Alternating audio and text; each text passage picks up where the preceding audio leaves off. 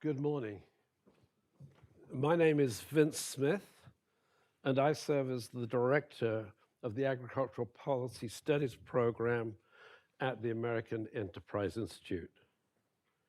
It's my privilege and my pleasure to welcome you to this AI event, Feeding the World in the 21st Century. And that's whether you're here in person, and it's great to see so many people here in person in this world of let's just watch on YouTube. But also it's great to welcome all of those of you who are joining us online. Before we begin, I'd like to share information about a couple of housekeeping items. The organization of the event is that the panelists will each take a short amount of time to share their perspectives on the issue of how are we going to feed the world during the 21st century, and are we facing a crisis? But after that, there will be a discussion that I'll try to moderate effectively among the panelists, and we will end with a significant amount of time for questions from the audience. If you are in the audience and you would want to ask a question, we ask that you would raise your hand, and then one of our AEI folks will bring a microphone to you. And if you can wait until you have the microphone in your hand to ask your question, that would be great. Otherwise, nobody that's listening online, and there are well over, there are, I'd like to say hundreds, but there's certainly well over 100 people signed up online. They won't hear your words of insight. The other thing that I have to ask is, please make your question a question, not a speech. And I will be harsh on folks, or a little bit harsh on folks who want to take 10 minutes to ask a question rather than just asking a question. If you're online, you too can ask questions, but please do them by email to the manager of this event, Shantanu Kamat, at shantanu.kamat@aei.org through his email. Let's turn to the meat of today's discussion. In a global context, hunger and malnutrition remain fundamentally important humanitarian and international security concerns. And that is notwithstanding the extraordinary growth in world food production and agricultural productivity over the past 70 years. That growth in agricultural productivity has largely been driven by public investments and, more recently, private investments in agricultural research and development over the past 60 years. The result has been that since the 1960s, the increase in world food production has far outstripped the almost threefold increase in the world's population. As a result, the global incidence of hunger and malnutrition has decreased. But nevertheless, in 2026, well over 700 million people, almost 10% of the world's population, remain seriously food insecure and face the prospects of hunger every day of their lives. Given substantial cutbacks in public investments in agricultural research over the past 15 years, in rich countries in particular, such as the United States and those countries in Western Europe, researchers and policymakers alike are increasingly worried that on a worldwide basis, agricultural productivity growth will not keep pace with population growth, even though population growth is moderating compared to earlier decades. Thus, the concern is that globally, agriculture and the food industry will not be able to feed the world And by the middle of this century, many more people, especially in low-income countries, will become food insecure. This almost surely, in my view, and I think the view of others, is the major long-term humanitarian and international security issue confronting the world's policymakers. Food insecurity and the desperation it engenders not only raise humanitarian issues, but creates a breeding ground for resentment, anger, and frustration in communities, and creates a breeding ground for terrorism and for sources of international conflict between countries in different regions. Thus, the question to be addressed today by what is really a distinguished panel of experts is how will we feed the world in the 21st century? And that, to re-emphasize, is, in my view, arguably the most important question of our time. Now, let me introduce the panelists. Chris Barrett is I never get this right, Chris, I apologize. Chris Barrett is the Stephen B. and Janice G. Ashley Professor of Applied Economics and Management in the Dyson School at Cornell University. He holds many other positions within academics and beyond academics. But if I listed them all, we never get to hear his insights about the issue of the day. Ruth Hill is the Director of Markets and Trade and Institutions, that unit, in the International Food Policy Research Institute. She has worked on these issues with appointments at IFPRI and the World Bank and other places for the last 20 years. Is that fair? Yeah. And has made major contributions to our understanding of the role of policy in affecting particularly malnutrition and hunger in very low-income countries. Anna Nelson, it's a joy to have someone who is not an academic inherently on the panel. Three of the panel are doctors. Anna is a human being.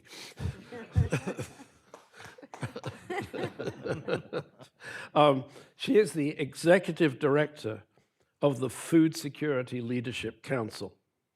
She previously was the deputy special envoy for global food security at the Department of State and has served in several other positions in both the Department of Defense and the Department of State throughout her career. And it's a real pleasure to have you on the panel. Philip Pardee is a distinguished global professor of science and technology policy in the Department of Applied Economics and director of the fairly new, 10 years? GEMS Informatics Center at the University of Minnesota. He previously was a research fellow at the International Food Policy Research Institute. That's a long time ago, by the way. You moved to academia in what, 2005? 2002. He's even older than I thought. Phil is arguably, not so arguably, the outstanding researcher in the environment of investments in agricultural research and development and agricultural food systems. So it's a real pleasure to welcome them. We're going to start by listening to the insights from Chris Barrett, and then Phil Pardee, then Anna Nelson, and then Ruth Hill. So the floor is yours for 8 minutes. Chris. Thank you very much, Vince. And thank you all for taking time out of your day to join us. And thanks to my fellow panelists. I very much look forward to listening to you. Let me start by first explaining why people should care about this question of feeding the world in the 21st century. No matter what your interests are, I think this is an agenda that should appeal. So there are moral reasons. The people who suffer most from insufficient food in the world, from high prices, from imbalanced diets, are young children, especially the first 1,000 days from conception through a child's second birthday. Shortfalls in critical nutrients at that stage lead to permanent physical and neurocognitive retardation, folks who just never fully develop their God-given potential, and leads to excess mortality. The best evidence from the Green Revolution era is that improvements in basic cultivars enabled roughly 1.5 to 2 million children to survive who otherwise would have perished before they ever made it to primary school. So if you care about child survival, you should care about agricultural development because it is historically one of the best engines there is for ensuring that children are well-nourished, healthy, and can live on to become fully functioning members of the economy and of society. The best way to ensure children are well-fed is not humanitarian response. Humanitarian response is absolutely crucial when bad things are happening. But the best way to ensure children are well-fed is to ensure that their families earn adequate income, that they can day in, day out be able to either provide for themselves, for the minority that are farming families, or for most be able to afford to buy healthy, safe, relatively inexpensive food on the market. Economic development is the single biggest driver of poverty reduction and advances in nutrition. And by far, the biggest bang for the poverty reduction and hunger reduction buck comes from investments in agricultural development. There's a long literature establishing that those multipliers are far greater from investments in agricultural development than anything else. So that's the moral or humanitarian case. If you care about kids surviving and being able to realize their full potential, invest in agricultural development. There's a national security case, as Vince explained, and that is a hungry world with expensive food is a very dangerous world. In 2011, the National Security Council and the National Intelligence System approached me at Cornell because the Arab Spring was leading to lots of meltdowns of governments, lots of unrest. And they realized that the National Intelligence System lacked expertise on food security and agricultural issues. So I convened a group of experts and in 2013 published a book, Food Security and Socio-Political Stability. So that edited volume composite of the world's best experts on the topics. Not a single person declined the invitation to participate in that event and the resulting volume. That volume's core thesis was conflict causes hunger. That's obvious. Nobody wants to live in the middle of a war zone. Those who lived through the Netherlands in World War II are all too aware of the catastrophic consequences of being a victim in a war zone. What was less self-evident, but is equally true, the scholars in that volume concluded, was that food insecurity also causes conflict.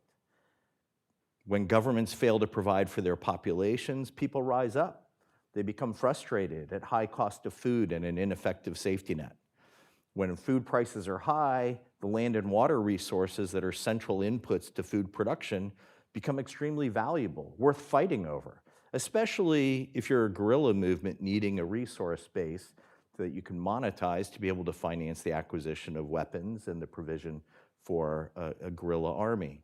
So the setting of widespread hunger and high food prices is a recipe for national security problems, for governments failing, and us as a nation that is actively engaged around the world, shall we say, to face very real threats to our national security and very real demands on our national defense.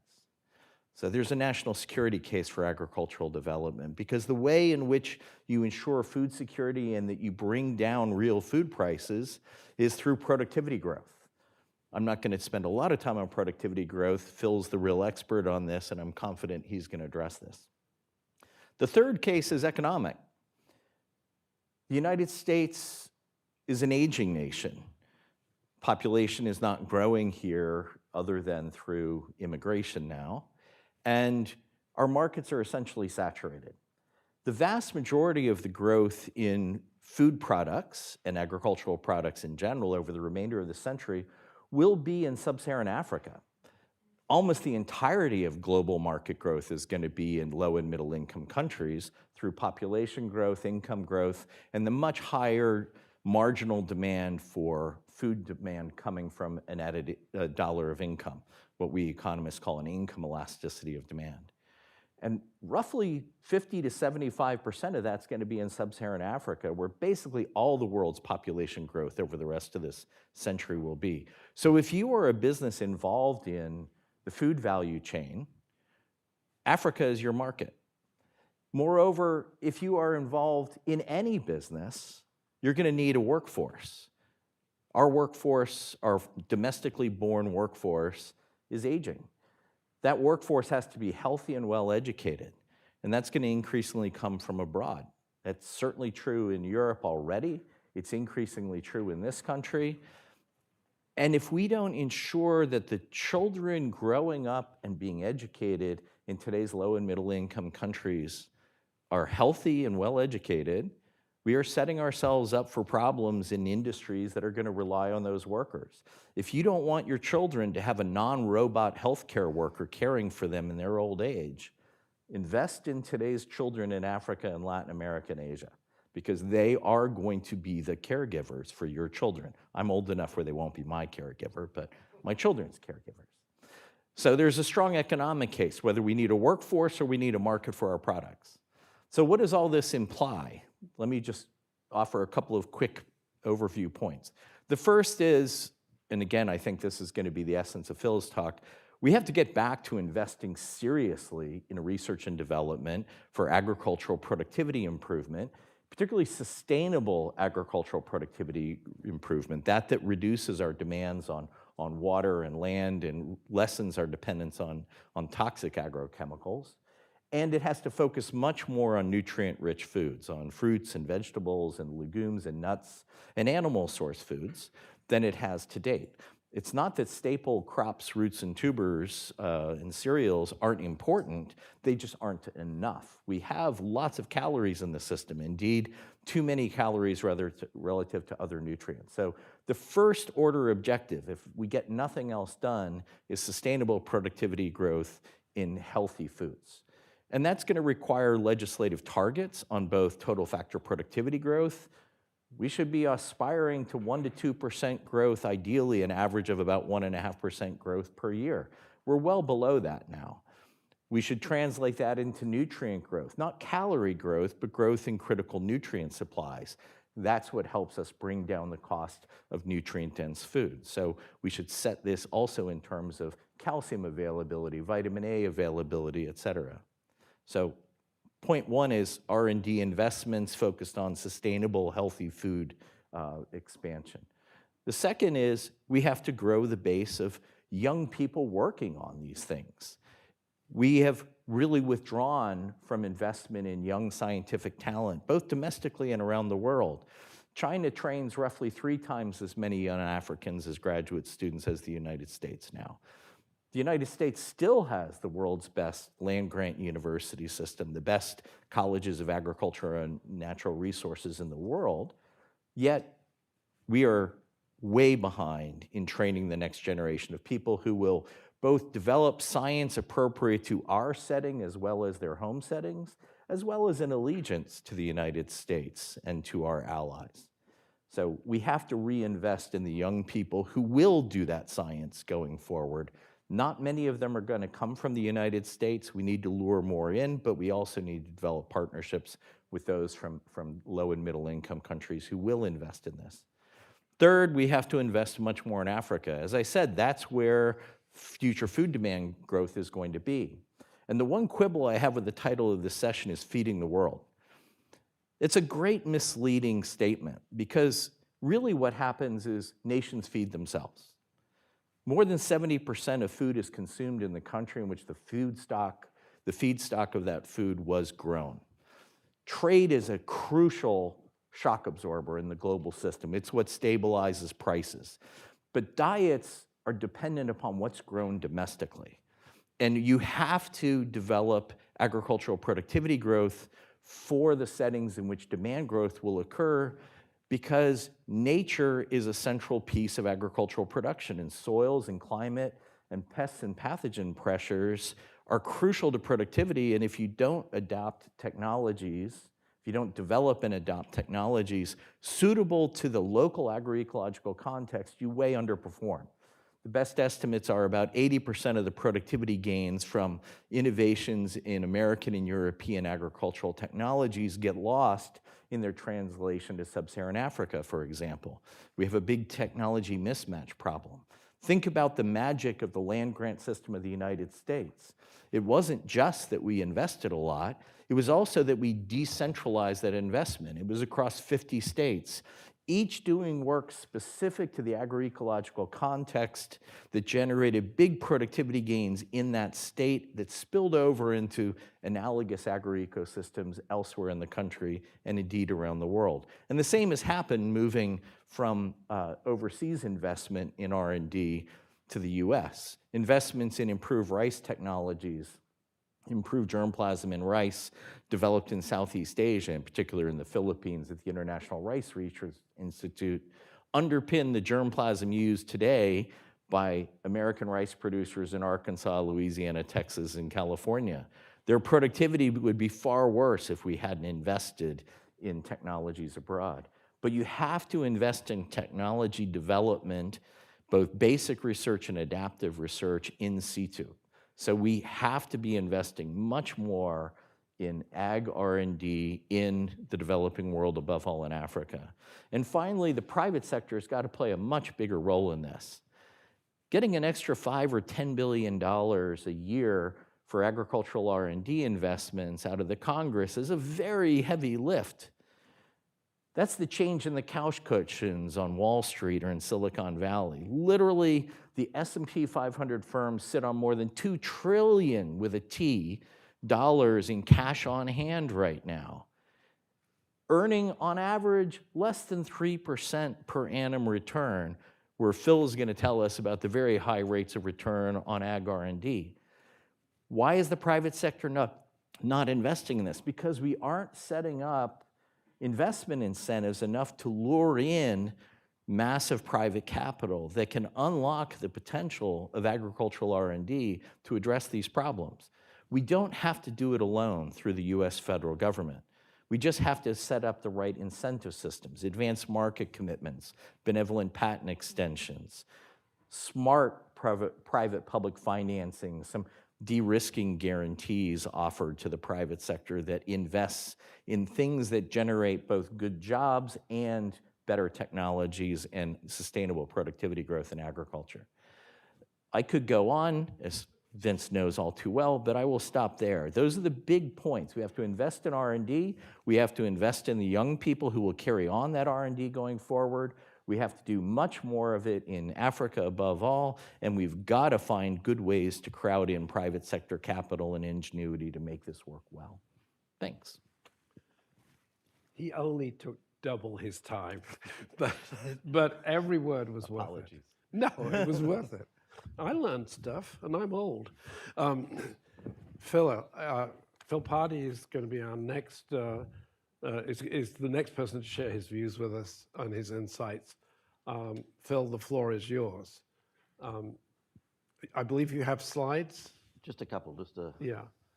So thanks very much, Vince. As Vince and Chris alluded, I'm going to focus my remarks on agri-food R&D investments and the state of play of those investments and what we see now may portend for the future. And the reason to focus on R&D is because at root, sort of balancing the world food equation gets down to a really fundamental relationship between aggregate supply and demand. That's sort of economics 101. So as Chris mentioned, we've got continuing population growth and per capita income growth is continuing to shift that demand curve out. And the big question on the table is how quickly are we going to shift out that supply curve to generate sufficient food at affordable and accessible prices for people around the world. So one way to shift that supply curve out is to plough more land into agriculture and invest more labour into agriculture and machinery and fertiliser and so forth. And we all do that, and the US has done that for ages.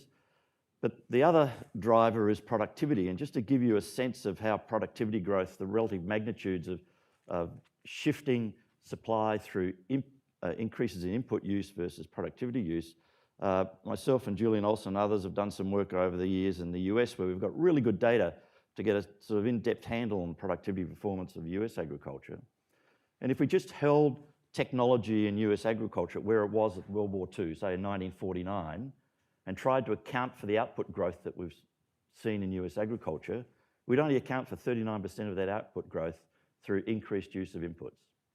So 60%, almost 2/3 of that output growth is coming from somewhere. And what it comes from is changes in technologies and changes in farm structure, which is often enabled by technology, and a whole interplay of things that at root are driven by investments in food and ag R&D. And so it's, as Chris mentioned, it's really a centre point, but it's certainly necessary but not sufficient. And I'm sure Ruth will sort of give a more expansive view of the other aspects in terms of infrastructure and institutional change and so forth that drives productivity performance and economic development writ large. But just wanted to sort of set the scene as to why we're actually worrying about food and ag R&D. And before getting in, we've just updated our view of global investments in food and ag in R&D, both for the public and private sector. But before getting into those and presenting them to you, I just thought I'd throw up a couple of slides here and give you a sense of where in the world agriculture takes place and a push to try and shift our horizon beyond farm-focused agricultural R&D investments and look at, from a value chain perspective as to how economies develop and how I keep talking about agri-food R&D investments because I want to try and put the rest of the value chain in the context of what's happening on the farm. And so I'm actually finishing up a book for Chris right now, and we put together a new set of data on not just agricultural value added, that is value added on the farm, but also value added at the food manufacturing sector. So when I say agri-food GDP, this is value add on farms and value add post-farm in the food sector. And where in the world that takes place has shifted dramatically in my lifetime and many of us in this room and probably online. So we've gone from 2.8 trillion to $13 trillion in inflation-adjusted terms in agri-food output around the world. Nearly 40% of that output took place in high-income countries, and less than half of that, their market share has dropped down to 16%. The huge growth has been in the upper middle-income countries. They've gone from around 1/3 to about 40% of the world's agri-food GDP production, and so that's the upper middle-income countries. The lower middle-income countries, likewise, almost doubled their take of the world food production. So the middle-income countries now account for 80% by value of the world's agri-food production. And what you can see down there in the yellow is that the low-income countries are lagging way behind. They're still stuck at around the 3% mark. And so when you look at, I share the R&D numbers with you, I just want you to keep that in mind. And Chris's point that whilst trade's important, most food is consumed close to where it's grown. It's a heavy, often perishable crop and so forth, and so it's complicated to get food from where it's produced to where it's consumed. It's costly, and so by and large, a lot of it's consumed close to where it's grown. Chris alluded to the impacts of per capita income and poverty and its relationship to food security. And just to throw up some recent World Bank numbers there, just to show you where in the world poor people are vis-a-vis where agricultural production takes place. And so the low-income countries, about 57% of the people in low-income countries are considered deemed poor by World Bank standards. That's living on $3 a day or less. They account for 39% of the world's poor people. The lower middle-income countries, within their regions, only 30% of those people are considered poor. but they account for 44% of the world's population, and so they alone account for over half of the world's poor people. So the low-income countries and the low middle-income countries are where the concentration of most of the poor people live on the planet. And so very worried about what goes on in the low-income countries, and Chris pointed to sub-Saharan Africa, and pointedly so, because it turns out that 2/3 of the world's poor people live in sub-Saharan Africa now. So that is where we need to think going forward and focus our attention. And to think about a value chain, I just took some great data that the USDA put together here, and they do a lot of work and decompose. They take a food dollar and they look, where is the value add along that value chain with respect to pre-farm and on-farm versus post-farm value add. And the point of this dollar bill here is that 90% of the value add is post-farm. And you can see pre-farm and on-farm value add is just 1/10 of that food dollar, and 13.2% is added just at the food manufacturing stage, but there's all sorts of other retailing, wholesaling, logistics, and so forth. All of those are creating value, they're creating jobs, and so increasingly where the value add happens in that food chain, so too does it impact the types of technologies that are required back on the farm. So you start getting lots of pressure for output that's adhering to sort of food safety, food quality standards, timeliness of delivery, all of those sorts of aspects impact the post-farm value add, which is very substantial in agri-food value chains. And so we need to, whilst on-farm focused R&D investments are critical, we need to think about the nature of those investments vis-a-vis this value chain lens to sort of really get a handle as to how economies develop. And as more and more, sub-Saharan Africa is the most rapidly urbanising region on the planet. As we move people off the farm, those value chains are going to lengthen physically and also economically. And thinking in a sort of development context about how innovation R&D-driven innovation impacts the agri-food value chains is really critical. So where are we with respect to our understanding of investments in agricultural R&D? So we've had an extended period of growth. So according to our new numbers, we've gone from about $38 billion, these are in inflation-adjusted terms in 2020 prices, we've gone from about $38 billion of public and private food and ag R&D spending in 1980, up to 2021, $110 billion investment. So from the big picture, that looks really healthy. When you start zooming in and looking at where in the world that R&D takes place and the pace of investment in agri-food innovation, I've been tracking these data for 40 years and I'm more worried about what I see in these trends than I've seen in decades. The key one is that in the past we saw some of the high-income countries, including the US, either backing off or slowing down their investments in agri-food R&D.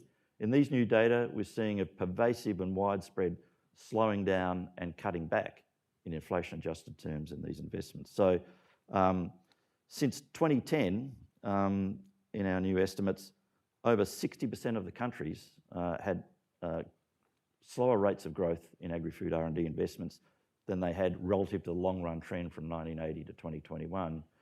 And very worryingly, almost 1/3 of those countries are actually cutting back on their aggregate public and private investments in food and ag.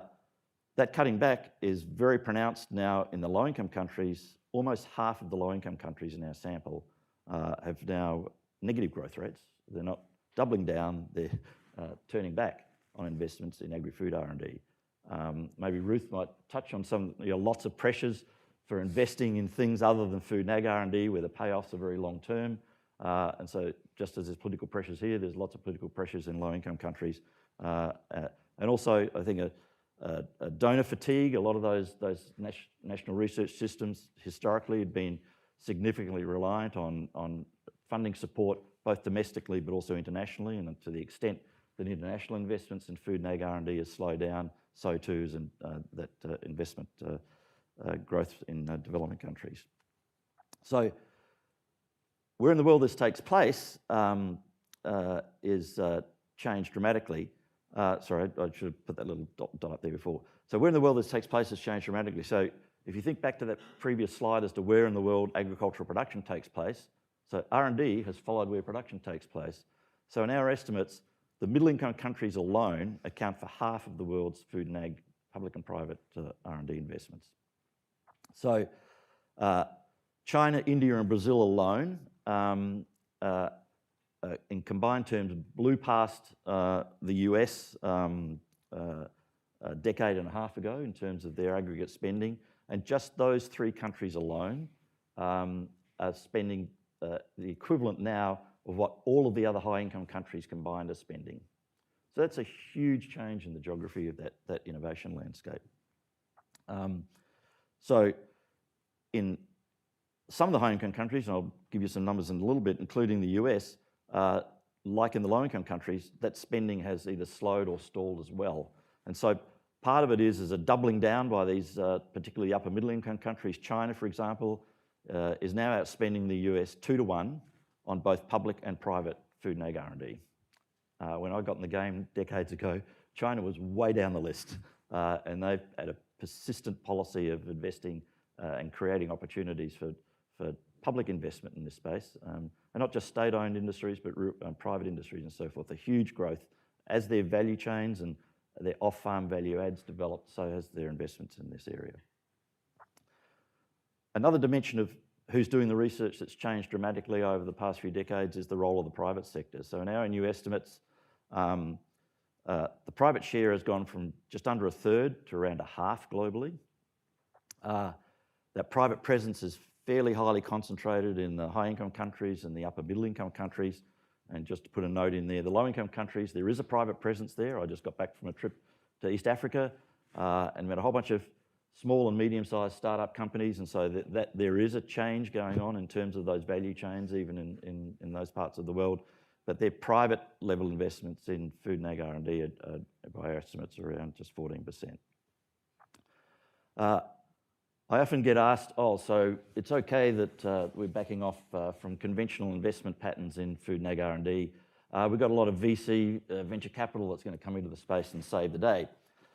So we actually just put some numbers together in that regard. And these are what we come up with. So over the past few years, if we total up all the investment in agri-food or ag-tech related investments in the venture capital area, they're about 70% of the total investments of that 110 billion odd that I mentioned earlier on of more conventional investments in this space. Moreover, that investment's incredibly volatile. Just to show there on the slide, it fell by 70% from 2021 to 2024. It actually fell by 70% from 2021 to 2023 and hasn't recovered in 24, and no signs that it's recovered in 2025. And it's highly focused on certain post-farm market segments. So in fact, a significant chunk of that investment goes into online e-grocery tech and in-store and online restaurant ordering and so forth. And sort of, so the amount of investments that go into the sort of the long run but large payoffs types of investments are pretty thin and has historically been thin in that investment portfolio. So just to wrap up on some sort of stark bottom lines that I see in these numbers. So one is that after adjusting for inflation, globally, but here in the US, we've got a failing or faltering investment in food and ag R&D. And by our new numbers, in the US, if we total up all the spending by the land-grant universities and the USDA, we're back to the 80s. We're back to where we were in real terms, where we invested in 1986 is what we're investing now in that space. So we've lost 4 decades of investment. That's also true in the international system, which I used to work for and Ruth does. They're facing serious funding situations right now. Just between 2014 and 2024, they've lost over a quarter of their funding in real term. And that was in 2025, we lost USAID support. In 2024, the CG's total was $841 million. And in that year, USAID constituted nearly $180 million of investment. So take that out of the picture, and there was a little bit of money came back into CIMMYT, but not much. And so that system is really struggling right now. And so there is a counterpart between sort of the the lack of investments in national research and the lack of investments in international research, and maybe in the conversations we can come back to that. But across the board, not a very rosy investment trend. As Chris said, the conundrum here is that economists have been in the trenches sort of trying to quantify the returns on that investment. And we've done some really large meta-studies over the years where we've assembled hundreds and hundreds of rates of returns to investment studies and thousands of estimates. And our estimates are that that's returning in real terms 12% per year. So if my pension plan was returning 12% per year, I'd be doubling down on my pension plan. That's in real terms, right? That's in real terms.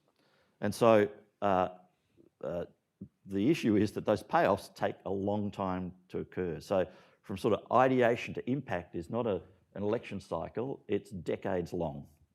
And so it requires a fairly far-sighted and persistent and steady investment portfolio to realise those returns. And so we're backing off all of that investment just at the very time that the headwinds on sustaining productivity growth are getting even stronger.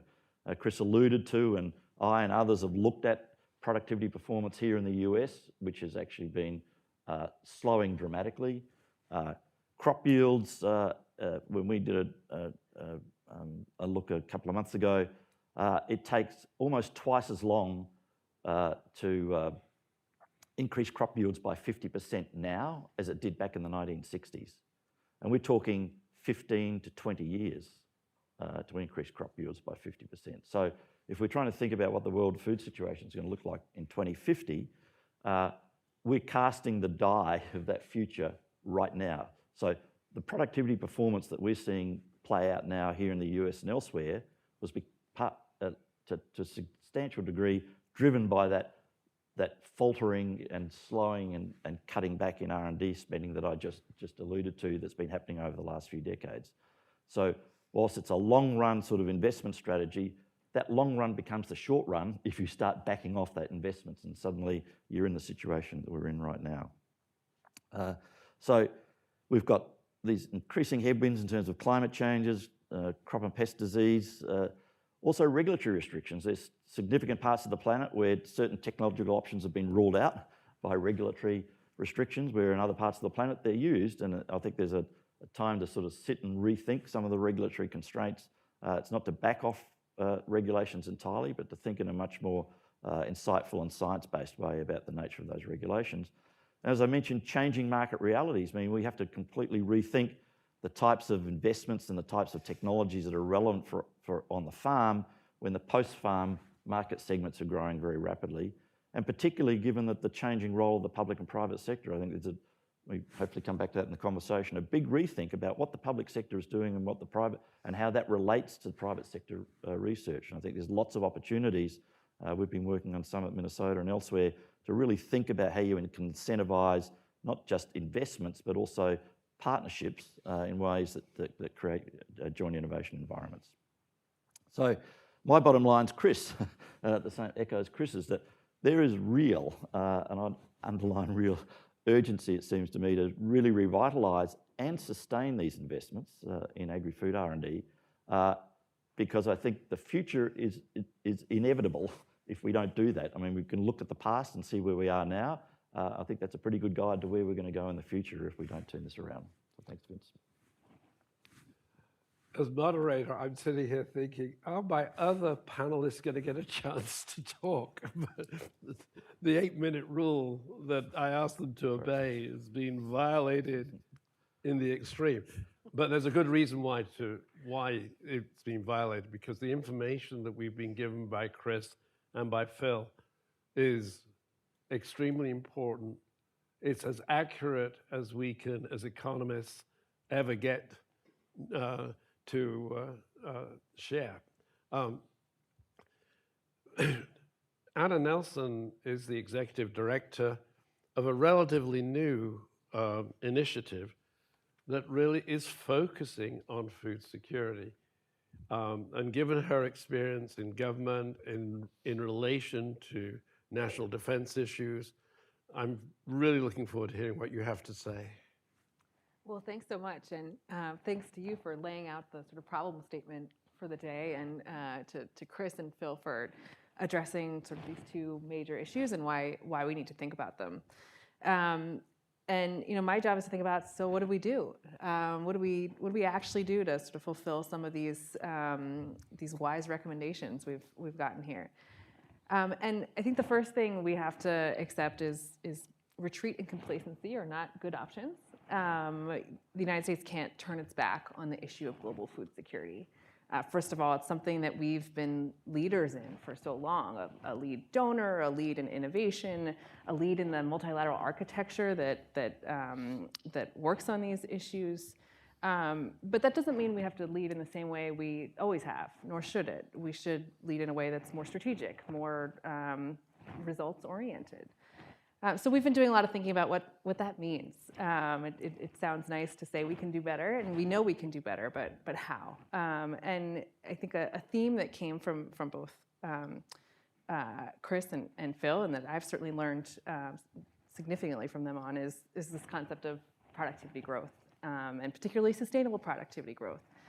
And I think what's magical about productivity growth is that it's not just about output and input. It's about all the ramifications that it brings, that lowers food prices, and in lowering food prices, it increases disposable income and then creates employment opportunities and nutrition outcomes. It just has this incredible galvanizing effect on an economy. And for that reason, I think the well-cited statistic is that ag growth is 2 to 3 times more effective than growth in other sectors at raising people out of poverty. And the other really, I think, important thing about productivity growth, and we like to focus on sustainable productivity growth, is that it's something the United States has long led on. We are the leaders in figuring this stuff out. We have this incredible innovation ecosystem. This is our strength. So when we think about what should the United States' role be in tackling global food security, A, I believe strongly it's an important role, but B, going through it, or sort of viewing it through a lens of how do we accelerate sustainable productivity growth for ourselves and for the world, is really an impactful place and a place where we have a lot to bring to the table.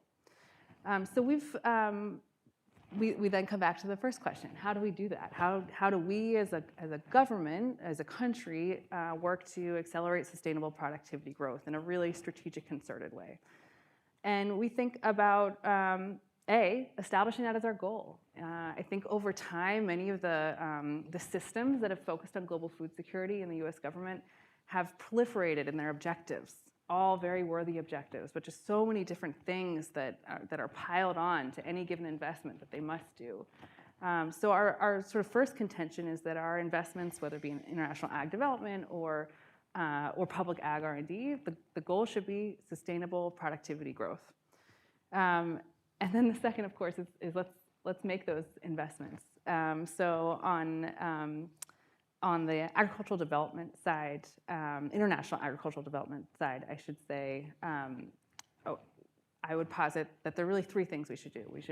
We should decide our North Star as sustainable productivity growth. We should look at key agricultural zones where there's the highest potential for productivity over the long term and the greatest impact on regional stability and poverty.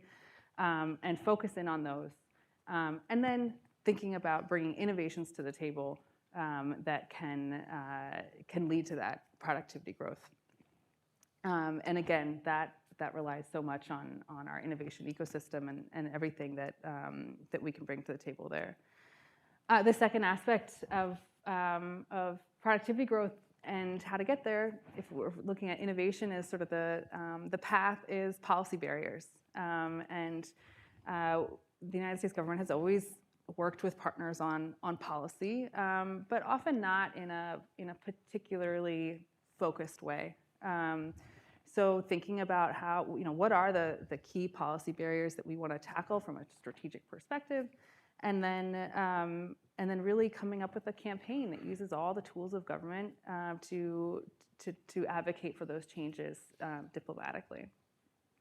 And then the third is this concept of shared expertise. We've all talked about incredible research system we have here in the United States and what it can bring to bear, and certainly the fact that it can't be the whole answer for other contexts, but it can offer a lot that in partnership we can make sure they're innovations that are tailored to the places where they need to happen. So we really want to think about how to accelerate sustainable productivity growth in key agricultural zones, layering in really strategic, sort of a strategic core policy reform agenda, and then bringing in shared expertise to make sure that we're tackling these global challenges together. And then I'll just say quickly on the ag R&D side, and certainly Phil's work has been instrumental in shaping my view, and I think most of the Food Security Leadership Council's view on this. We need to go big. I think in this town it's very easy for everyone to focus on their little piece of the pie and advocating for a little earmark here and a little earmark there. But strategically, the United States government needs to increase its investments in public agricultural R&D.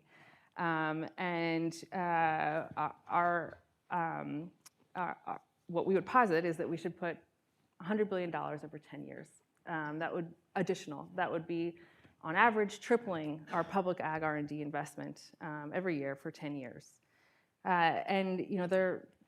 There are numbers that lead to that, suggesting what kind of ag R&D we need to invest in to keep up with climate change.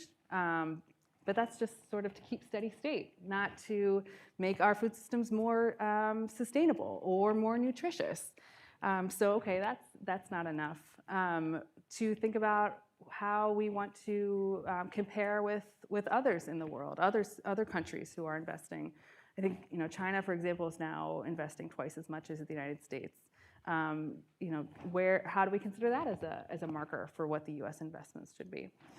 And as part of that, I'll just finally say, I think Phil also alluded to this importance of increasing our ambition on high-risk, high-reward investments. So absolutely, we need to maintain and increase investments on sort of incremental research to keep the sustainable productivity growth inching up every year, but also thinking about really transformational, sort of revolutionary innovations that can really move the needle on different aspects of the food system.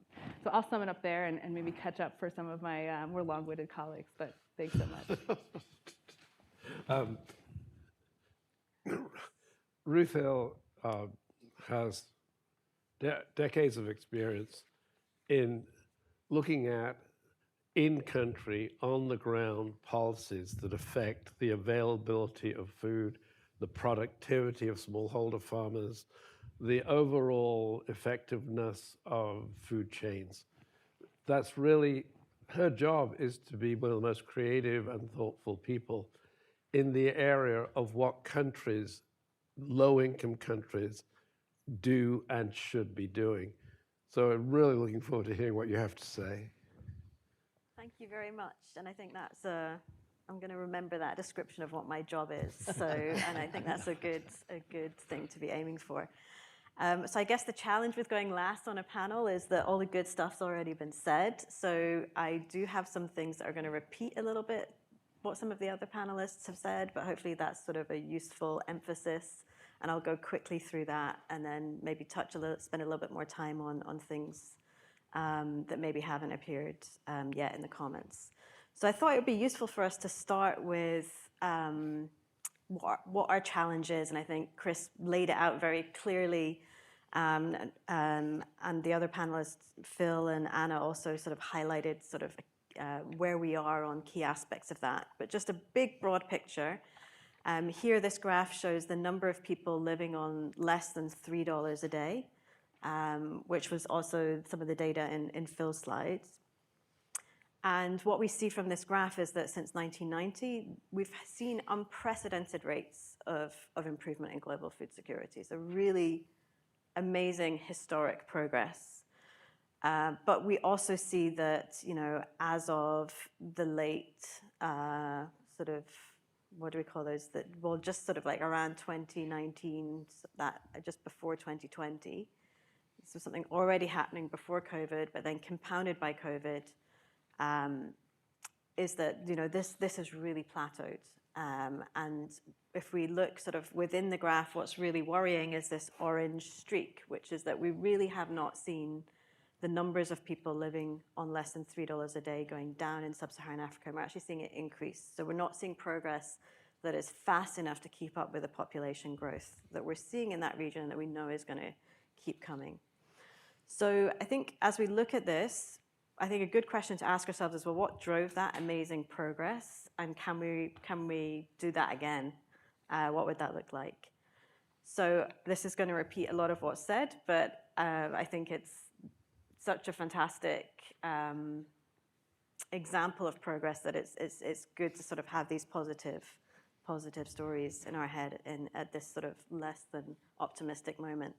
So the Green Revolution was, during this time, the most important episode of agricultural innovation in modern history. It increased crop yields by 44% on average. By 2020, I'll talk about the CGIR varieties, but there's many other varieties. By 2020, these CGIR varieties were introduced across more than 544 million acres on agricultural land in Asia, Latin America, and Africa. So it's widespread, massive yield gains. And the impacts of that are substantial.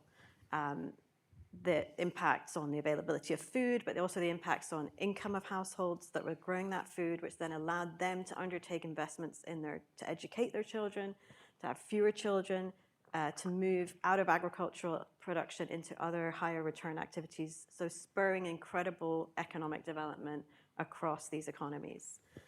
And as a result, when we look at the numbers of can we add up in total what this impact was, the numbers are sort of almost too large to be, you wouldn't expect they're this big, but actually if we hadn't had the Green Revolution, we're looking at GDP per capita being 17% lower in 2010 than it would have been actually just if the Green Revolution had been delayed. So that's not even saying if there hadn't been a Green Revolution. But I think importantly, something that's good to underscore as well is that this was not something that just benefited low and middle income countries. This is because this was a global, an investment in a global public good, it had benefits for the US as well. Large shares of wheat that are produced in the US are grown with varieties that can trace the heritage back to some of the innovations that took place during this time. So this investment in international agricultural research that was designed to benefit low and middle income countries actually did come back and also benefit US farmers. And as a result, we see that from 1971 to today, farmers in the US have been able to grow $15 billion worth more in wheat production. But this is not the only channel of impact. I think one of the points that Chris was making was that when you develop your markets, then you also benefit yourself through greater exports. And we did some work to put some numbers on that. What does that growth in GDP per capita mean in terms of increased US exports? And we see that we're talking about 35 billion additional in exports annually as a result of the Green Revolution inspired, driven growth in low and middle income countries. Greater availability of food also has brought down the cost of food for American families.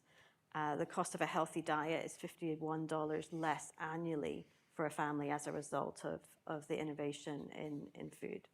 So technology is has been an important driver of progress, underscoring the fact that we really do need to think about how to do this going forward. Another important aspect of progress is trade. In agriculture, as in other sectors, domestic policies over this period of great progress from 1990 saw, kind of another revolution, really. We saw that these policies became significantly less trade distorting, and that we saw, gains from trade being realized for many. But I think the key here is that this was not gains from trade for all. So the graph on the left-hand side just shows how these incentives have been becoming less distorting over time, quite dramatically. And that was a figure produced by colleagues of mine at IFPRI. And then on the right, we have this famous elephant graph, by my former colleague Chris Lackner and Branko Milanovic, which shows that this greater period of openness and globalization did bring massive benefits for in many cases, very poor people, but these were really not evenly shared. So we see that at the bottom end of that distribution, rates of growth were low. That's what's explaining the fact that we haven't seen the progress we want to see in Africa over this time. Then we see this very high rate of consumption growth for large swathes of the population in Asia. But then we see back down to very low, almost negative, in fact, consumption growth for poorer households in high-income countries before you then go back up to big gains for richer households in high-income countries. So this is underscoring that what has been good for a large part of the world hasn't delivered for the very poor, and it has hurt poorer, in many cases, poorer families in high-income countries, which is part of what is driving increasing moves towards protectionism.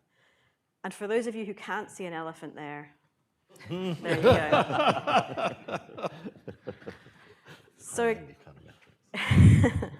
I needed that because I wasn't seeing the elephant. So what does this mean going forward? Can we rely on technology and trade going forward? So starting with technology, as has been highlighted by my fellow panelists, we can't think of bringing about greater productivity growth that is needed, particularly in sub-Saharan Africa, without continued investments in ag R&D.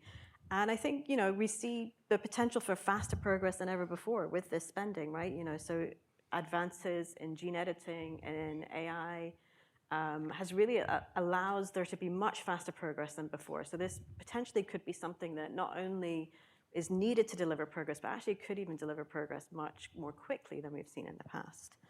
But I think the big difference that's perhaps worth underscoring, because I don't think it's come up so much in the comments, although I think Phil really did touch on this, we're talking about sort of the whole value chain, is that what in sub-Saharan Africa, we've seen that the problem isn't necessarily that there aren't technologies, but there aren't technologies being adopted.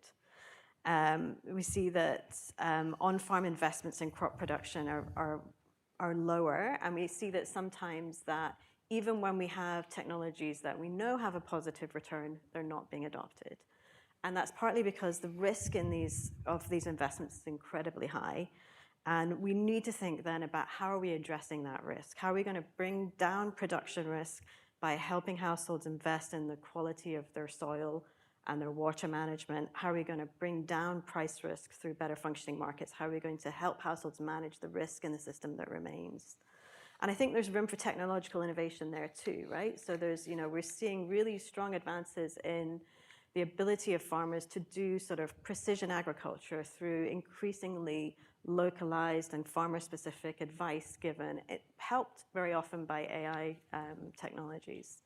We're also seeing innovations in risk management products that can be, again, helped through just better data systems, so better information on risks to agriculture, being able to use smartphones and take pictures of fields and look at what are the losses there, and allowing there to be insurance mechanisms that can be used that are able to address moral hazard and not have the basis risk challenges that indexed products have had. So in sum, on this point, innovation definitely needed. Maybe we need to think a little bit also about how do we innovate in not just in the technologies, but in the markets, the finance and the information that's needed to see program. And without doubt, we need rich country finance to do this. We need more spending on R&D, both public and private. And I do wonder whether a big role for public investment in this area is to improve the information challenges, the public goods that are needed to make the returns there and capturable in some ways by the private sector to give them the incentive to invest, as well as some of the advanced market commitment and other things that Chris was mentioning. So quickly now turning to trade. So yes, despite progress, tariffs in the agricultural sector are still higher than tariffs in any other sector worldwide. And in many countries, the costs of trade are still substantial. But we just cannot ignore the political reality of the moment, right? That we're in a moment where there is increasing moves to protectionism. I think also the fact that, the conflict and policy volatility that we've seen in the last 5 years has resulted in much larger trade and price volatility. Actually, that volatility we have seen that be much larger than the impact of even the most extreme multi-breadbasket failure climate shock that we run in our models. So this cannot be understated, the policy volatility. And so we really do need a reinvigorated commitment to a rules-based trading system and a commitment to less policy volatility in this area going forward, even if we end up being at higher tariff rates, just having less policy volatility. But I also want to emphasize that there's other ways to achieve gains on trade. And I think, just in the interest of time, maybe I'll just pick up on one, which is that is to address the high cost of trading in Africa. So there's a very nice paper by David Atkin and Dave Donaldson showing that the trade costs within Ethiopia and Nigeria are 4 to 5 times higher than the trade costs in the US. And that this is not just driven by infrastructure, it's also driven by inefficiencies in trucking and inefficiencies in the way these markets work. Another very nice paper by Obi Portius showing that the welfare gains from reducing trade barriers within countries in Africa are larger than the gains from connecting Africa more to the world when it comes to trade. And also there's real gains also from better regional trade integrations, just showing that there's substantial progress that we can make on thinking about how to improve trade, even in this relatively sort of more constrained, more sort of protectionist world that we find ourselves in today. I think there's some really interesting points on sort of the timing of when are these benefits likely to occur and what does this mean for the role of emergency food aid before we can see all this progress. And maybe that's something we can come to in the discussion, but I think the main point there is just that as we do emergency food aid, we need to make sure that we're doing it in a way that doesn't undermine the efforts that we're making to have progress in these other areas. The panel have created a conundrum for the moderator. I have a list of questions that I'm going to ask them, and at least a third of them have already been answered by the panel. So the question is then, what next to ask? The other conundrum is we're going to try and be efficient and have about a 25-minute period where I will ask the panel questions. And then we will have at least half an hour for questions from the audience, both here and online. According to more than one group, the Consultative Group on International Agricultural Research, which consists of 13 internationally funded research centers scattered around the world, from South America to Asia to Africa, is widely viewed as being in a complete mess. Major funders are both private funders and government funders appear to be increasingly skeptical of the work that is currently being produced by the 13 institutions that form this group. Whereas this group has been a major source of innovation, particularly 3 or 4 of these institutions historically. So my question for the panel, and I want to start with Chris and Phil on this issue, is should the US government and other rich country governments be putting money into the CGI, what's called the CGIAR system, or should there be a complete rethink of how the US, the United Kingdom, major donors like Denmark, Japan, and so on, should there be a complete rethink of how to support the relevant research for when I say local, I don't mean DC, I mean for the local countries, agroclimates, that rich countries can support, particularly in the context of improving supply chains and in those countries like Malawi, like Burkina Faso, although that's a really different story.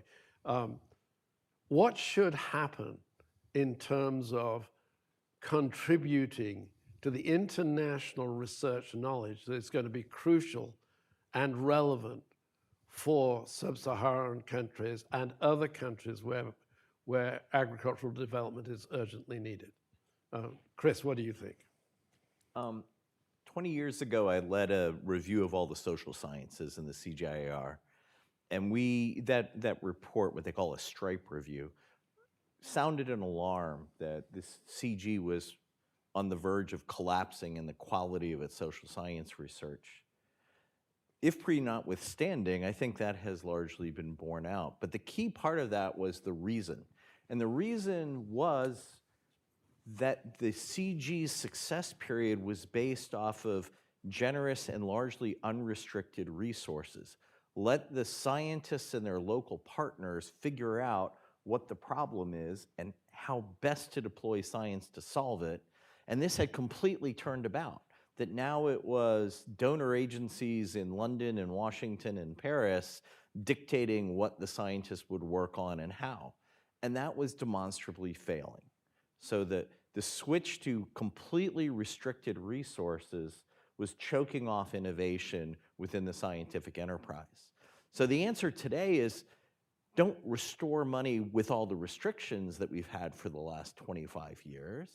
It's roll back to the period in which these phenomenal returns on investment were happening, taking advantage of everything we've learned in the meantime and the new technological innovations. Gene editing dramatically accelerates what the plant breeding community can do in these centers. So yes, the US should dramatically expand its investments and do it in a way that puts more at the disposal. Hold them accountable for results.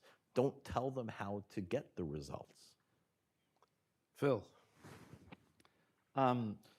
I think about 20 years ago, I too wrote a piece on the CGIAR where I spent 2 decades of my career and saw the sort of some of the writings on the wall that Chris was alluding to. And in thinking through it, you could make a case that at the founding of the CGIAR, there was a fundamental design flaw in terms of the institutional design of the CG. And that was that the people sitting around the funding table were from the State Department. They weren't from NSF, or they weren't from USDA. They weren't from agencies rooted in R&D. They were agencies rooted with broader development goals. And over time, you've seen, as Chris just alluded to, not only has the flip from, quote, core funding to project funding been dramatic, as I might point out, it has been for those of us working in national research systems like a land-grant university, the idea of long-run support into long-run types of research endeavours that are creative in the US and elsewhere in the world. What's true for the CG is actually also true for domestic national research. So there's some deeper political economy forces going on there. But thinking, unlike the CGIAR, a substantial chunk of the action historically for, say, research done in the land-grant universities has been mediated through USDA, but that's no longer true either. There's lots of other government agencies that are now putting resources into domestic research, just like they are in international research. And so the source of the funding comes with the strings in the tails of that funding in terms of what types of research gets done. And I think Anna alluded to, I think, a proliferation of targets for what the CG has got a comparative advantage in doing. And I think I and others have argued that has diluted the CG away from sort of core focus areas where I think there's no demonstrable sense that the returns to that sort of research have declined over time. In fact, they're probably as high, if not higher now than they were 20 or 30 years ago. And that's not to say that a lot of these other concerns that are getting research attention don't deserve research attention, but that shift of focus has come at the expense of, not in addition to, this core effort at sustaining productivity growth in the food and ag space. And I think a lot of people don't understand the sort of uniqueness of productivity performance in food and ag relative to many other sectors other than perhaps health. And that is that we have to spend a lot of money to run hard just to stand still. So George Norton and others have toiled into the depths and tried to understand how much of the research goes into just maintaining our productivity levels, estimates are up to 40 to 60% of the research that we do here in the US is just to stand still. We've got these co-evolving environments that tend to undermine the resistance genes that we build into crop varieties and things of that nature. And so to improve productivity performance beyond where we are now requires really a doubling down on where we are. Part of that is to increase the performance, another part of it is to sustain it. I think hopefully people in a broader policy community might understand through COVID years how we were trying to run ahead of the co-evolution of that disease.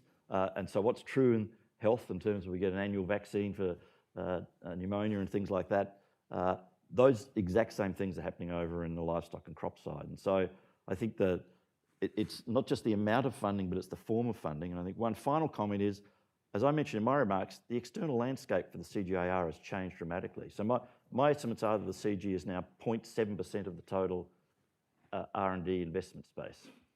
And so thinking about how the CG or any other internationally conceived research effort links into that radically changed environment in terms of where in the world that research takes place and who's funding it. So that there certainly has not been, in the data I can see, an incentive to get the middle income countries investing heavily in international collective research. That has not happened in the data I see, yet they're now constituting a lion's share of the global R&D spend. And so there's some institutional design issues that need to be put into play, I think, whether it's the CG or a variant of the CG going forward. But I don't think it undermines the fact that there are huge gains from collective action globally in joint efforts, but well targeted and sustained efforts in that space are needed. So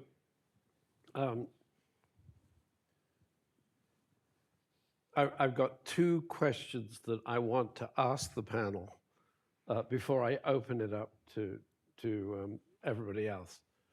One question is this. In my life, I have read a fair number of studies about national price support, import support, God help me, crop insurance support, which I'm looking at Ruth because Ruth and I have had long discussions about this, and so has Chris and I. But you have a country, let's call it Malawi, just as an example, and not because I'm going to talk about specific things in Malawi. What should the government of that country, in concert with the World Bank, for example, use funds available to facilitate agricultural production actually be doing in terms of specific policy? How can they help themselves in the policy frame? And I'm looking at Ruth because this is your world. Yeah, no, I think this is, so the answer is going to be obviously dependent on each country, like what the priorities are. But I think sort of the point that you alluded to around the fact that what we do see this disturbing pattern that a lot of spending that does go to the agricultural sector goes in the form of very inefficient sources of support. So it goes in terms of, particularly in low-income countries, it often goes in terms of fertilizer subsidies. And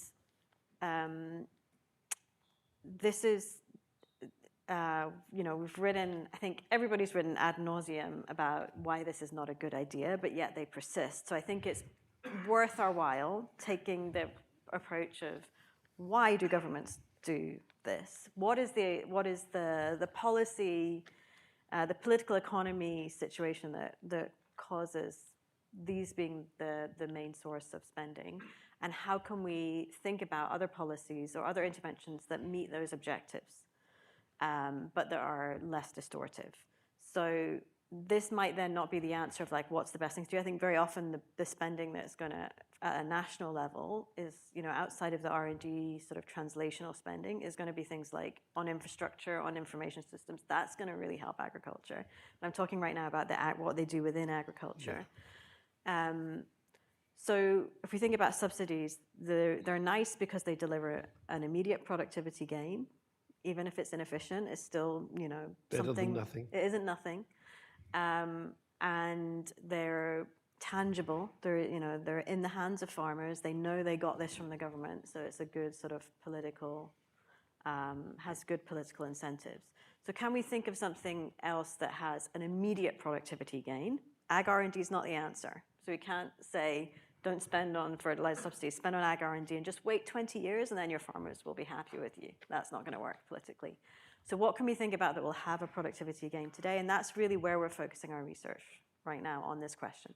So first, for Malawi in particular, because you raised it, a lot of the issues here are around soil quality and understanding what is the right mix of inputs to be supplying, what's the right additions that the soil needs.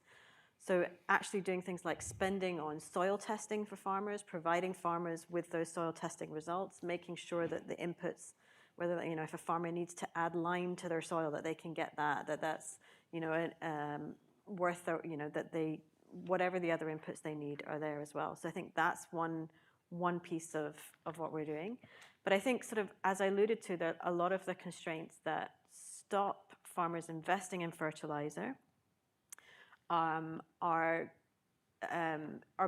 things like the fact that there is a lot of risk in the system for them, whether that's price risk or whether that's agronomic risk, that needs to be taken out through better development of markets, through, I mean, the agronomic advice is one piece.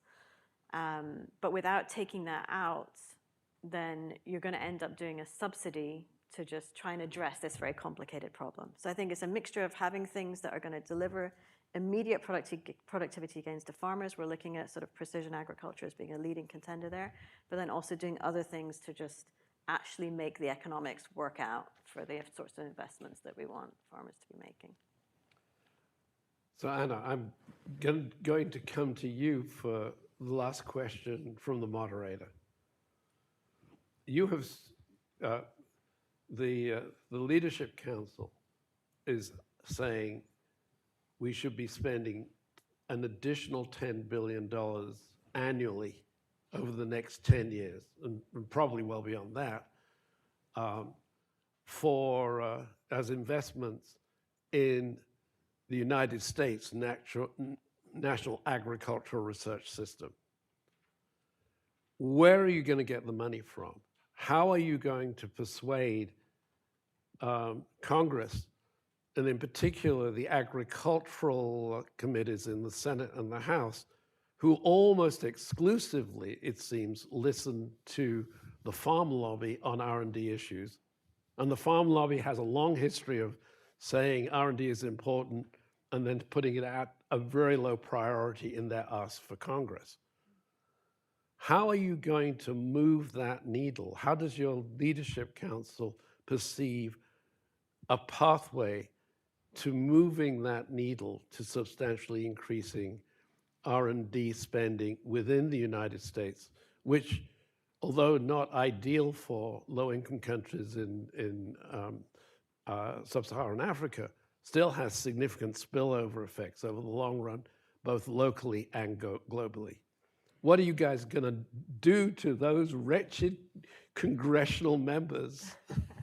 Well, I won't associate myself with that description of them, but first, I'd say our view of public ag R&D is broad. So not just the national research system, but all the public ag R&D that occurs not just within USDA or funded by USDA competitively, but kind of across the research spectrum, and potentially including international ag research as well. I think fundamentally, many of the challenges that research has to tackle are global ones and not national ones. So it makes sense for there to be a really hefty pillar for collaborative international ag R&D within the US public investment portfolio. So how to convince them? I think the first thing is this is not just an ag issue, and that's where we really have to change the conversation. If this is a national issue, an issue of national security, an issue of economics, of so much more, of sort of advancing our environmental objectives, managing our supply chain issues, which I think we're all more focused on than usual these days with the fertilizer challenges. So if this is touching on all of these issues that are important to us as a nation, the conversation needs to move beyond the Aggies. Obviously, a huge role for the agricultural committees and everyone who has interest there, but it goes much broader than that. This needs to be a national conversation, and we have to think of a national way to tackle it. The way, the IRA was sort of a whole of government investment in climate, or the CHIPS Act was a whole of government investment in semiconductor capacity. We need the same type of thing for agricultural R&D and not treat it as a niche special interest issue. I know that Phil and Chris have perspectives on this. So we've got a couple more minutes before I open up the open up the opportunity for questions to the audience. So Phil, how would you try to move the needle? Well, I know you have been trying to move the needle, but how would, in this day and age, would you try to move the needle, or how do you think the needle should be moved? I think one point to echo Anna's remarks is that it isn't just a farm issue, it's an economy-wide issue. And so I sort of look at it as we all consume food, just a few of us happen to produce it as well. And so actually everyone has a stake in that. And so it does, the long run becomes the short run, as I mentioned earlier. And so our ability to shift those supply curves out, if they wither over time, then that just inevitably leads to sort of price effects which affect consumers as much as producers, if not more. And so I think taking it out of this sort of very narrow sort of ag focus and thinking of it in a value chain, linking all the way to consumers, and beyond that to sort of think about the ag environmental relationships there is a broader constituency of people that have a stake in the outcomes of productivity performance in agri-food value chains. I think the other aspect that I and others have been writing on for some time is actually to sort of rethink about the incentives for investing in the space. And so my original point of origin was Australia, and that's a country that since the mid-70s has completely changed the way that they fund publicly executed research and distribute those funds. So they happen to have an ag economist who happened to be the national treasurer at the time, and he put in a scheme that is where it incentivized industry to invest in R&D by a matching arrangement. So for every dollar the industry voluntarily opted to tax themselves, if they earmarked those dollars for R&D, not for R&D and marketing as happens in checkoff schemes here in the US, but if they earmarked it for R&D, because of this notion that consumers had a shared stake in the outcome as well as farmers, the public purse matched that dollar for dollar. And surprise, surprise, we have lots of, at the same time, Australia was also reducing all of the distortions in the market sector that the ag producers had lived behind. And so the way they were going to compete in international markets was on price and quality. And that refocused people's attention big time very quickly. And so sort of thinking about the broader policy environment within which US agriculture works vis-a-vis R&D and that's an area you've worked on a lot, Vince. I think that is part of the framing of the sort of policy landscape that we have to think about. But there are Australia and other countries that have had clearly successful examples of completely rechanging the structure of how they finance that research. And then secondly, because it's a jointly public and industry funded effort, they took the decision making away from the industry and put it in bodies called research development councils, of which the industry had representation, so they had influence but not control, recognising that there was a shared value proposition in this. And so I think, some bold thinking about how to re-incentivise investments, both public and private. And as I said, there's now a lot more private investment in the food and ag space here. And so it's not just agricultural industries, but post-farm industries that also have a stake in this agri-food R&D investment portfolio. I think there is room for some creative institutional and incentive restructuring here. What are your thoughts, Chris? Don't have any. Oh, somewhat more seriously, the first point is Phil's crucial one, that I think the core problem here is one of framing. Food is not a farm issue. Food is a every human being issue. The private sector beyond farming has an enormous stake in this.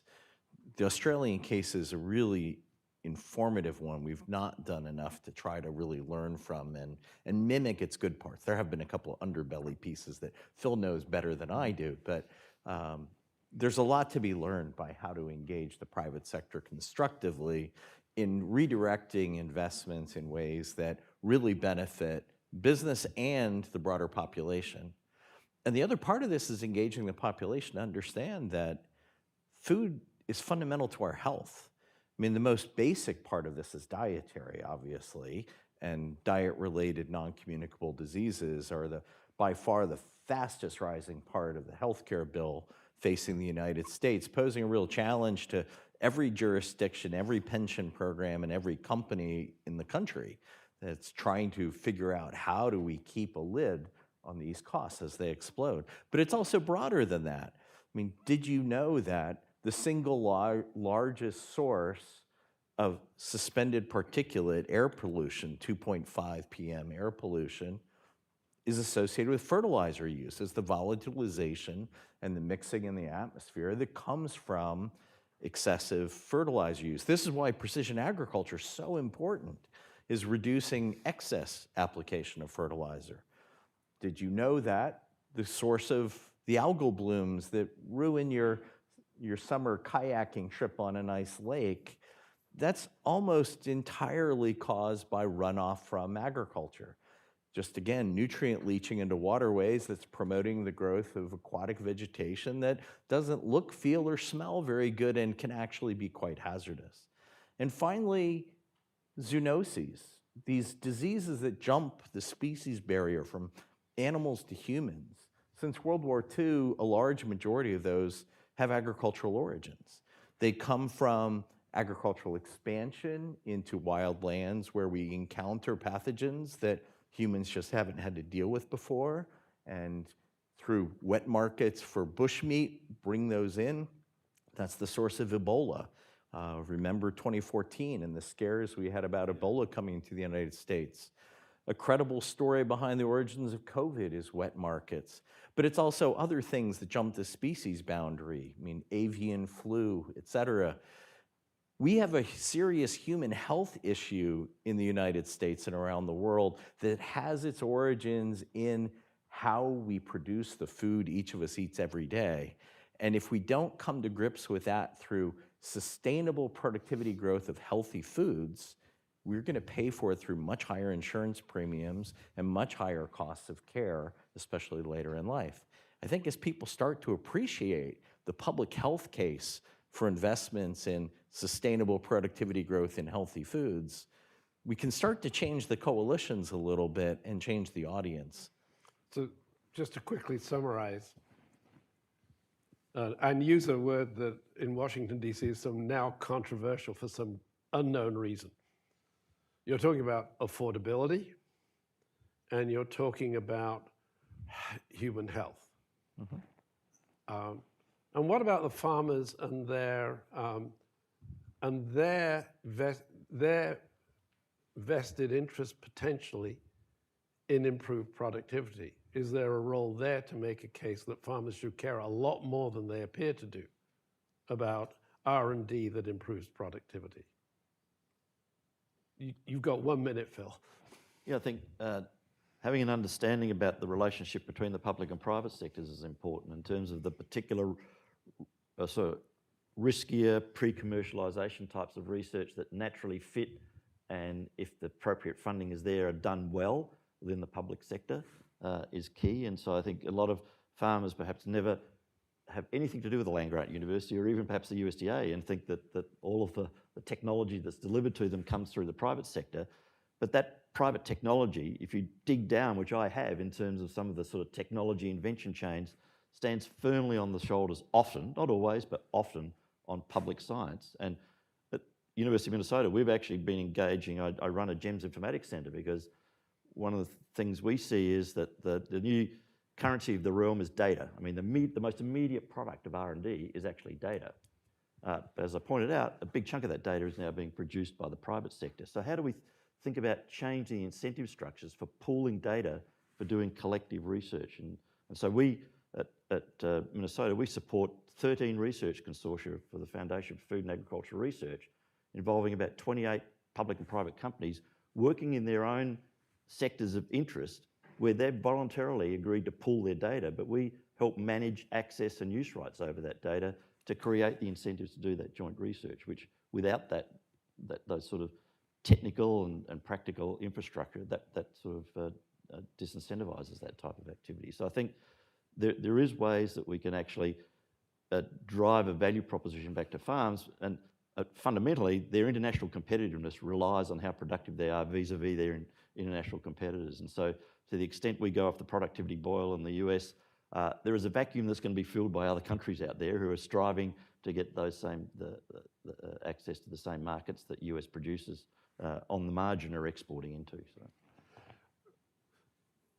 This has been really an informative session, but we haven't covered the universe, and I'm sure that there are people in the audience, both locally and virtually, that have questions.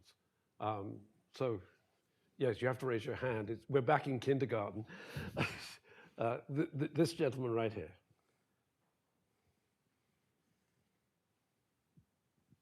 Hi, yeah, thank you for doing this. My name's Oliver Ward. I cover trade at Agripulse. My question is, where do you see the future role of the Feed the Future labs in this R&D landscape? Obviously, last year, 16 of them lost funding through USAID. There's now a call for applications from the State Department. It looks like they're going to fund up to 7 labs, but their call for application seems to have a slightly new focus. There's a lot of emphasis on Western Hemisphere prosperity and security. So how do you see this contributing to global food security, but also what is that future role for them? Phil. I think I've been doing a little too much talking here, I think, but I think it's great to see a revival of funding interest in that space, and I think hopefully some of the things are sort of touched on in terms of changing the nature of who's engaging in those labs and how they engage, to try and tap into perhaps the large private sector capabilities in the context of sort of both doing well by doing good, so to speak, would be something I'd sort of try and pay attention to in terms of the design of how those labs operate in the future. Anna, do you all does the Leadership Council have a perspective on this issue? Yeah, absolutely. So first of all, I think it's great news that that the concept, the importance of bringing the U.S. research system to the table is not being abandoned, and it'll be really interesting to see what they end up selecting. I think one thing that that we hope we'll see is a continued focus in Africa, or at least including Africa in the portfolio, for reasons of need and also impact, that so many challenges that are emerging in Africa are ones that will matter for the rest of the world as well. So I think our hope is that it's one step towards a continued focus in this area and utilization of this resource, and I think we'll all be watching it closely. Right here in the front. Yes, I'm Jerry Hagstrom from the Hagstrom Report. I've just been at all the winter farm meetings at which at every one there was an economist who talked about the world being awash in commodities. And it's not just the United States, it's Brazil, it's India, everywhere. There's concern about that there's just so much food out there, or at least ingredients for food. At the same time, I would say that people are in agriculture almost freaking out over the declining world birth rate, about the GLP-1 drugs going off patent and what that's going to mean for food consumption around the world, about China being a declining market, not just because of the Trump tariffs, but because the population is aging and potentially declining. Do any of these phenomena affect what you're thinking about, what you're saying here about still increasing productivity growth? Ruth, Yeah. Yes, please take the question. That's a great question. I think, yeah, I think we're in a moment where global stocks across commodities are looking very good. There's been good harvests, and I think that's something you're alluding to here. But we do see significant risks on the horizon. So I'm actually really happy that we're going into this year with this sort of base of stocks, because the current increases in fertilizer prices as a result of the Iran crisis is something that we are watching very carefully, and we are concerned that this is going to lead to lower rates of fertilizer application, particularly in South Asian and Southeast Asian countries, which have not yet procured their fertilizer for the upcoming harvest, and where fertilizer is an important part of the production function. So that's one risk. A second risk is the fact that we are now almost certainly going to be in an El Nino year, which will jeopardize potentially, we have to again watch to see how this unfolds, but poses a risk to harvests in places like Southern Africa, Australia. So I think the story here is sort of not a trend in increasing production being available, but a story of volatility, and that it's quite we do see some risks to production coming this year. So let's see where we end up. Vincent, There's an online. Oh, if I may just jump in. by all means. To echo Ruth's point, my immediate reaction to your question, Jerry, was thank God we're going into the present moment with unusually high stocks relative to the past few years, because the combination of higher fuel prices, higher fertilizer prices, and disrupted fertilizer supplies, it's not just prices are going to be higher. There are going to be lots of growers, late planting growers. So think India when it's about to plant its major crop in May, June, its major rice crop without the fertilizer supplies they're used to.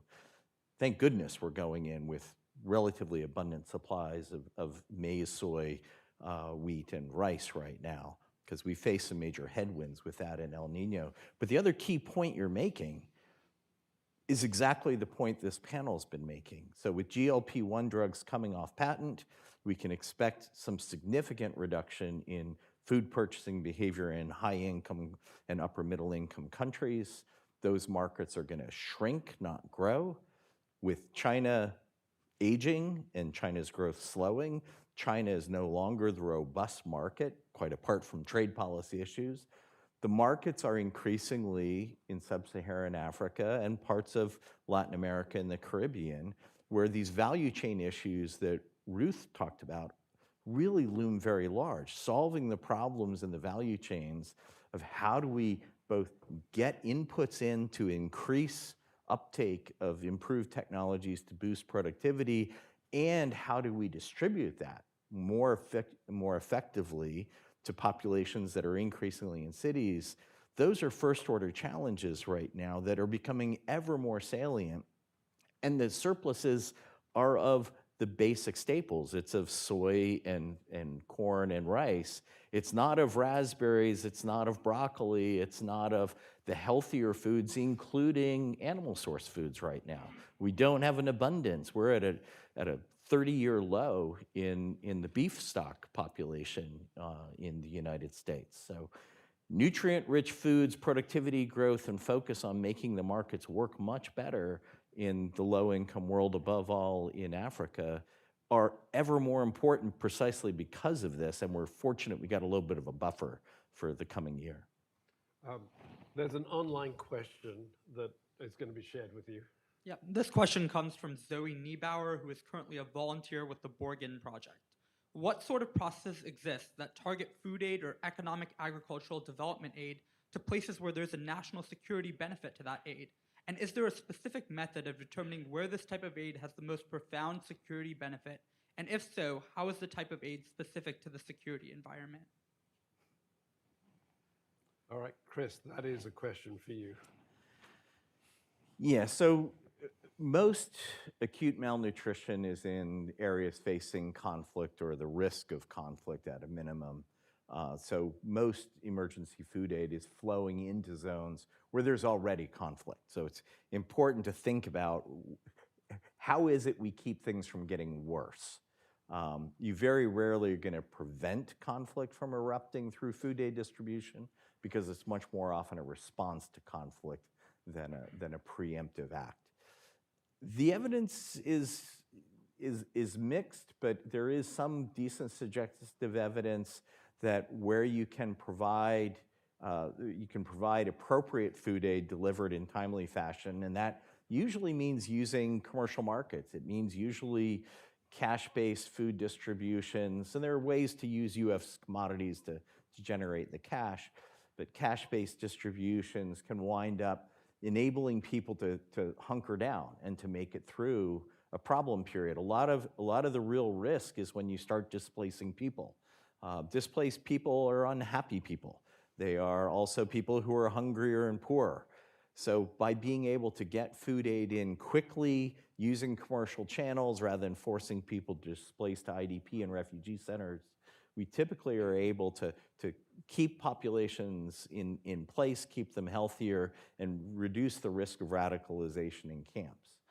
That's typically the best use of the resource in very difficult situations. There's the gentleman at the back. Do you feel like the endangering of phosphate and nitrogen supplies coming out of Saudi Arabia and Qatar could lead to potentially a famine because of the lack of inputs going into fertilizer as a result? I'm so tempted to answer that question, but I'm the moderator, so I'm not allowed. If you're talking about famine, the question is where? If I take a myopic view of what does it mean for US agricultural production, much less than the farm sector lobbies are claiming. The challenges they face are typically largely exaggerated in order to go to Congress to ask for handouts. For example, just this year, we will be giving $55 billion in direct subsidies, one way or another, that will flow to essentially about 150 to 170,000 farms, the big farms, because that's how programs are designed. If we're talking about sub-Saharan Africa countries, Ruth, I think you're in a great position to talk about what happens if there is less fertilizer available to those folks at higher prices. Yeah. What would the real impacts on agricultural production be? Yeah, I think what we, so I think the Russia-Ukraine sort of crisis of 2021, 22, thank you, is really informative for helping us think through this crisis in terms of, what is similar and what is different. And one of the things that's different is that we went into that crisis with very low food stocks, and it was a crisis that was occurring in a large food-producing area of the world as well. So it was both. We had both a fuel fertilizer and food price crisis all at the same time. What we're currently seeing at the moment is more of a fuel and starting to be fertilizer price crisis. But the rates of increase, so the rate of increase of the fuel price increase is much higher, but we're seeing a much lower, at the moment, impact on fertilizer prices and no impact yet on food prices. So we are in a very different situation. We obviously need to keep monitoring this, but just to clarify, it's a different type of crisis. Secondly, another lesson from the last crisis was that actually, even though we saw fertilizer prices go up a lot, we didn't see use of fertilizer change much in sub-Saharan Africa, partly because rates of fertilizer use are too low already. And so there wasn't that sort of elasticity that we might have expected there to be. However, part of the reason was also because, remember I said it was both fuel prices going up and food prices going up, so that actually made the return to using fertilizer not change so much. This time around, that looks different because food prices have not gone up, so we may indeed see more of an impact on fertilizer use, but still for sub-Saharan Africa, because the initial rates of use are so low,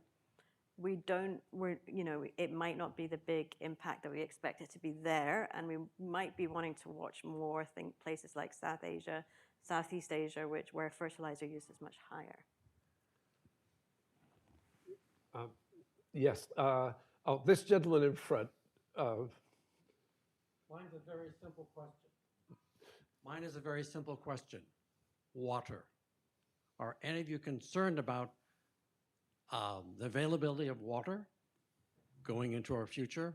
And if so, what do we do about it? And thank you for a wonderful award. Well, thank you. Thank the panel. They are great. Well, I think they're great. Phil. When we talk about productivity, we talk about all the inputs used in agriculture in its broader sense. And so water, like land, is a major natural input into agriculture. And so I, for one, am very worried about certain parts of the planet where there are depleted in-ground and surface water assets that can be used in agriculture. They do then tend to incentivize innovation to economize on those increasingly scarce resources, but some of the statistics I see are that the sort of rates of depletion are pretty dramatic and may well have sort of, in the next 10, 15 years or so, non-consequential impacts with respect to productivity in those parts of the world. But they may also then sort of incentivize shifts into different, not just input mixes, but crop mixes and so forth. And so hopefully, markets will play out there, but I think the inability to or unwillingness to price those resources means you naturally get overuse of them. And I think Chris pointed on something else, that agriculture both takes from and gives to water, and what it gives back to water is sometimes pretty undesirable. And so I think this whole issue of sort of agricultural runoff and whatever is a non-trivial aspect of the sort of ag-water relationship as well, which is getting increasing, but probably not enough attention. But there are opportunities to use a lot of new technology options to try and both improve water use efficiency and mitigate water quality aspects of agriculture. And so I think it is an important issue, probably underinvested in with respect to looking forward. I'm going to ask a quick follow-up question. We heard Jerry Hagstrom talk about China as increasingly not a market. However, isn't China, aren't some important productive areas for agriculture in China looking at exactly this problem in the context of water? And does that change the sort of assessment that is implicit in what he was saying about the need for R&D? The answer is probably yes to both of those questions. I mean, there are non-trivial parts of China that face sort of significant water quality and water quantity concerns. And so, yeah, that does induce sort of R&D demands to sort of address those effectively. Yes. Next question is over here. If I miss, I'm sorry, I have to peer around the, I apologize, I'm missing you guys over here, but please go ahead. Okay. Bob Thompson, former Dean of Agriculture, Purdue Director of Agriculture at World Bank once upon a time. I agree with the panel completely that demand for food in Africa is exploding due to its rapid population growth, income growth, rate of urbanization, and also that African agriculture is underperformed relative to its potential. Yet my great concern is the extent to which European transnational NGOs have poisoned the well with respect to agricultural science, both with respect to soil nutrition, promoting organic agriculture, opposing use of chemical fertilizers to supplement what decaying organic matter can release into the soil, and also opposing use of modern plant breeding technologies like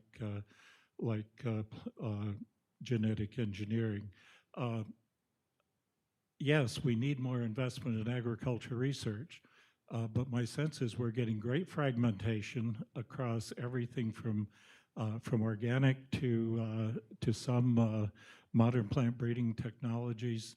And how do we resolve this problem of getting enough the technologies we need so that Africa can more adequately feed its own population and become less dependent on imports?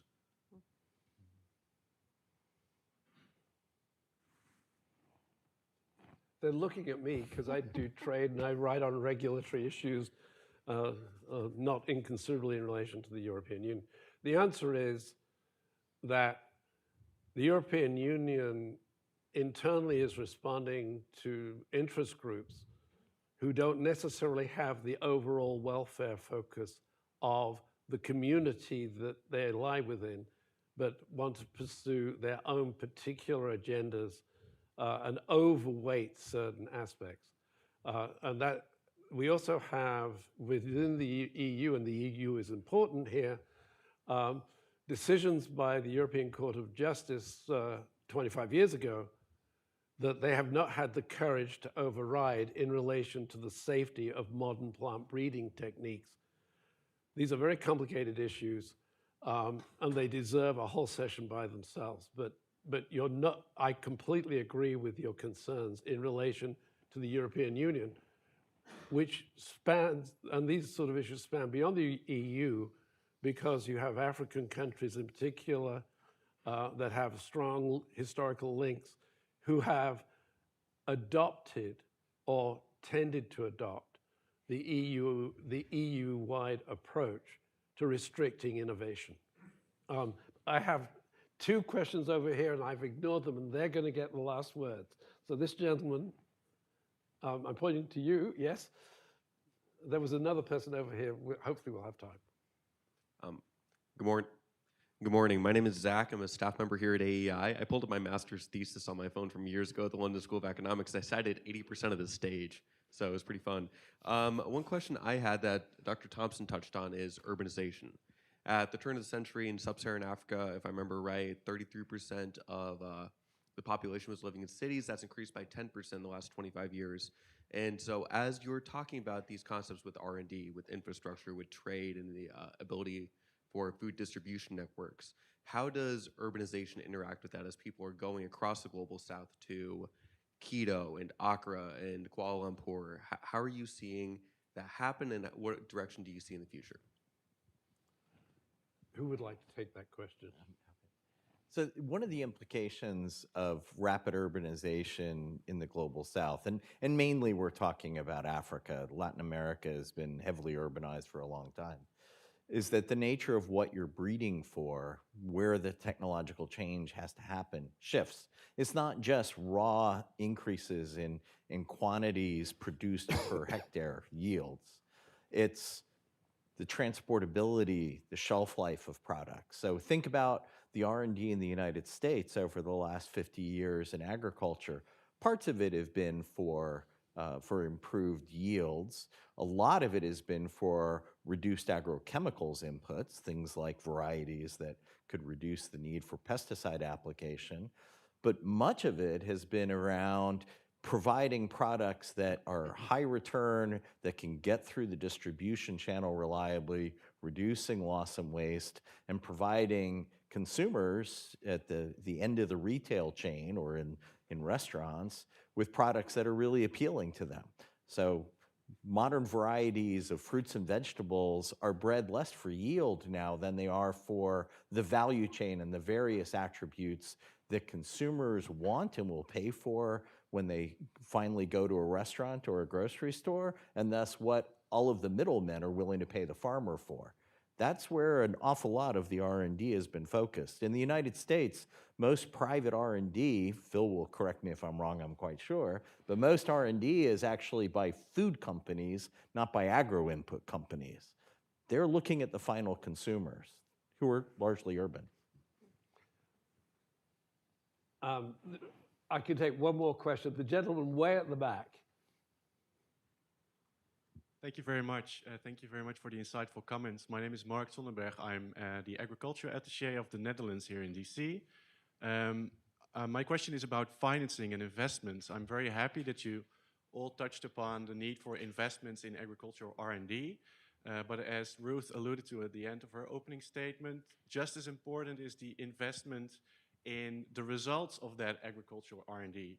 And for example, the Netherlands is known for CEA, Controlled Environment Agriculture, prime example of what Anna called sustainable agricultural productivity increase, less climate prone, less diseases, less water use, but it's very costly. And such impactful results of agricultural R&D, such as CEA, but also extensive precision agriculture, they require tech world-like high upfront investments for ag world-like low profit margins. So how can we reduce the hurdles for investment in those most impactful results of agricultural R&D?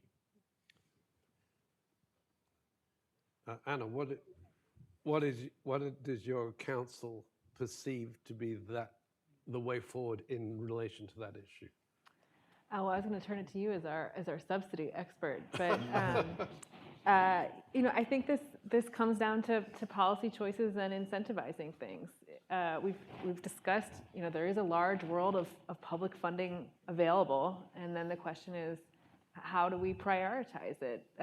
Which parts of the industry are using it? Are we focusing more on healthy foods and having those prioritization questions among our policymakers and making decisions accordingly? Well, with those comments, we've run out of time.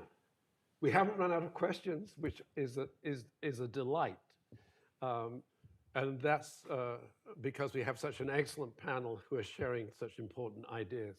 I want to thank all of you in the room for being here, all of you who are online for sharing in this event. I found it fascinating, and I really appreciate the panel sharing their time, their insights, and the fruits of their highly productive research careers with us today. Thank you to the panel. Thank you to the audience.